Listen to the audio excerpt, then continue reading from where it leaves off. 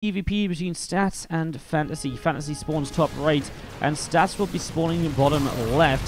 We see a little bit of a Marine tank Banshee push being set up here by FanTaSy as we get this going, and we'll be moving down to the bottom left-hand side. So, very aggressive play, doesn't even get the cloak on the Banshee, just pours everything he can into units to just see if he can break down Stats. Now, Stats has a few Stalkers here. They're trying to play a little bit of a back-and-forth game already. They do have Blink on them. So you didn't really miss much in this game, guys. Really little loss, just a little bit of Blink Stalker Wars and setup here so far. As we do have the pylon going down the front, and there's the bunkers coming down here, actually.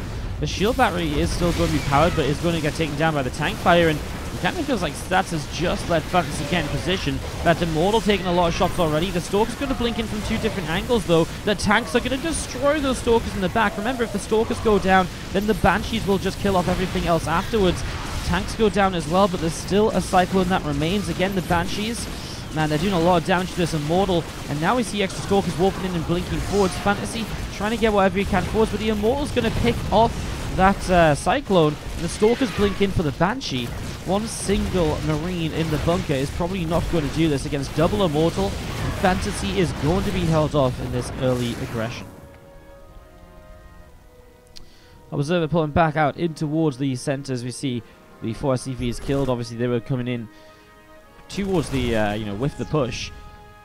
So FanTaSy losing a few workers there as we see Immortals. I mean, it just feels like the composition now of Stats is a little bit too good, and FanTaSy just streaming units across the map one at a time is giving Stats the opportunity to kill off a bunch of this. Stats has a third base up behind this, so you can start to saturate that and take a free base economy as well off of this hold.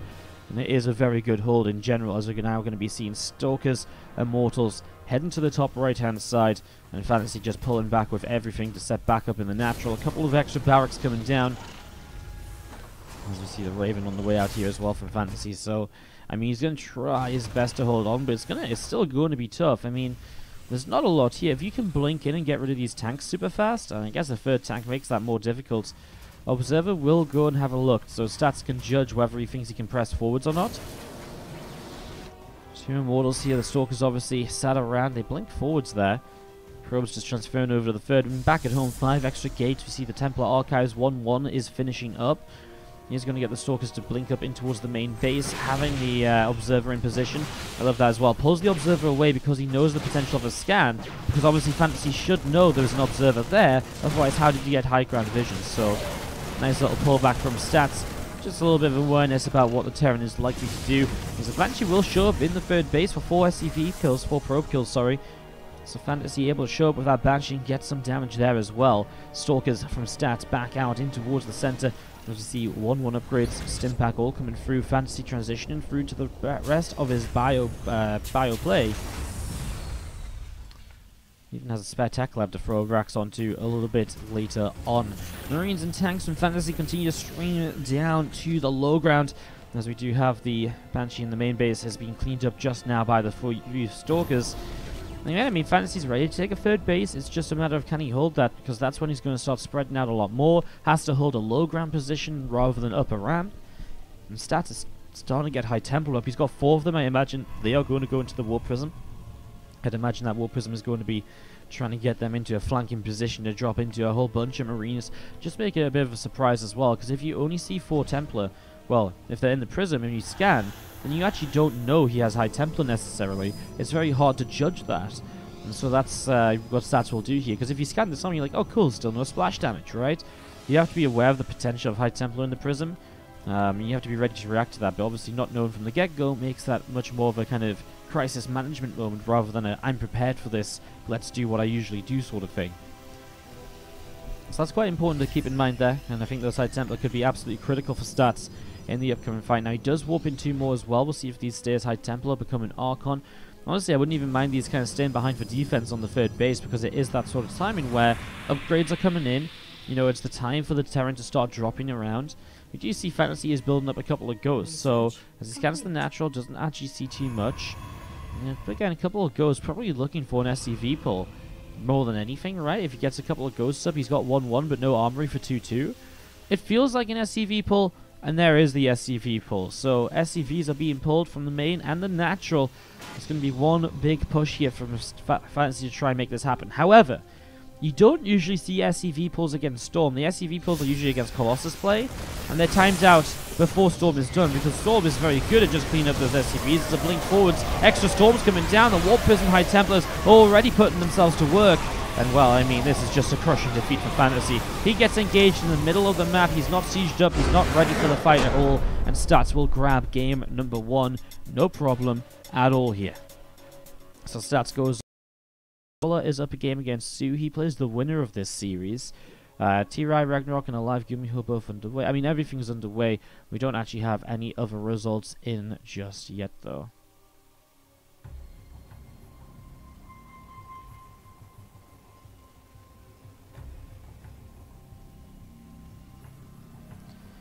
Alright. Let's go into this then, as we have got to the top right-hand side. We've got the red Terran player. This is FanTaSy, currently down a map, as he is up against the blue Protoss in the bottom left-hand side. From Splice, this is Stats. It's game 2 of this TvP, as we are going to be seeing FanTaSy is opening with the behind the natural mineral line barracks. A lot of the time, this barracks is probably for Proxy Marauder rather than Reapers, because if it's a Reaper play, you just don't need it to be that close, whereas the Marauders really benefit from it being this close. You can bunker up right here as well, and the Marauders spawn into a bunker. You'll see a probe scout from Stats, but obviously not looking behind his mineral line means he won't see this yet. And it's also positioned so that if a probe comes down this ramp and builds a nexus, the probe doesn't go behind to this side, so he doesn't see the racks, and the nexus building doesn't have the vision to see the barracks or a bunker building either. So definitely looking towards maybe something a little bit funky here, as we see that probe hopping up from Stats into the main base to see what's going on.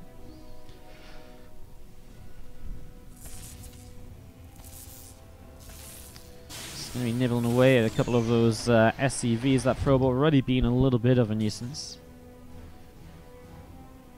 7x core drops down in the main base. Nexus on the natural expansion as well. We are just going to be seeing FanTaSy with this Reaper. Going to be popping out in a few moments on the back of the natural. So Reaper going to pop out and come forwards to see what it can do in the next few moments here. So Reaper going to be popping. Now we do have this probe of Stats running around. The top right hand side, going to be coming up here and seeing what's indeed is going on. So it was a Reaper, and it is into a Marine, but it is still going to be the bunker in the background, so never mind me with my Proxy Marauder nonsense. It is just the Reaper. Again, I'm just intrigued that the barracks is so close, but obviously wants something more of a follow-up, hence the Marines and the bunker and so on. This is going to become a bit of a problem from Stats. I mean, killing off a bunker with Marines inside is not easy, and because the bunker and the barracks is so close, the same kind of stays true to the Marauders. You can get the Marines into the bunker instantly, and you don't have to worry, as the Reaper gets 3 kills as well. That's really nice. Across the map, it's just a probe still in the main. It's really nice because you don't have the chance for a unit to come out and stop extra Marines running towards the bunker. Yeah, it's literally impossible to stop these Marines getting in the bunker, and that is a really big deal here when it comes to defending. So this is looking pretty good at the moment for FanTaSy. I like the startup, obviously expanding into the main base, getting that starport up as well. You're going to see that factory dropping down, Tech Lab, Cyclone on the way out. And still just those few Marines nippling away at the Nexus. Macfield Accelerator will get started with the factory coming through, Cyclone coming into play. And we are going to be seeing the SCV just pushing that probe back up to the top. Again, starport about to finish. Still no command center though, so again, not expanding yet. So that's worth keeping in mind that FanTaSy is very committed to one base still. As he is maybe looking to put the Protoss down in one base in the very near future. This rack's actually lifted up, interestingly enough. I really thought it would stick around and just build as many Marines as he can. Nice micro, gets the SCV back in the bunker so he doesn't take a shot. I mean, the Reaper coming in and buying time as well is fantastic too, because the Reaper buying time, nice micro again, because the SCV keeps coming out. Everything you do here right now is about buying time for this Nexus to actually fall. As the depth gets lower and lower, Reaper might just come in with a Cyclone, and well, the Reaper shot will get rid of that. Oh, I love the lock on to the higher health Stalker as well, because the lower health Stalker is likely to go down anyways. The Reaper sacrifices itself for it, and now the Reaper and the Cyclone are putting in some work. Cyclone gets a kill on the Stalker, and that's going to be GG from Stats. He's lost too much, and FanTaSy's opening is way too good. And that, my friends, is how FanTaSy will take time FanTaSy versus Stats. As we start off to the top right side, our red Terran player is FanTaSy. Tying it up with some cute proxy barracks play against the blue Protoss. To the bottom left hand side, we've got from Splice, Stats. So game 3 of this series, the winner of this will play against Solar or Su. Again, the last we heard of that, Solar up 1-0 in that best of 3. So that's worth keeping an eye on, and excited to see who will come through to play in the winner bracket.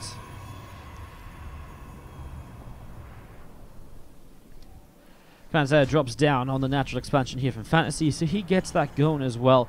As we see, the Cyber Core is again about to finish just in this bottom right hand corner. So yeah, that finished up, and yeah, looking good at the moment, as we have got the factory coming down in the main base, another supply depot dropping here, as the Reaper from FanTaSy will go on a little bit of a scout. So going to scout across through the top side, and obviously wants to just see what is happening, just making sure there's no Stargate proxy.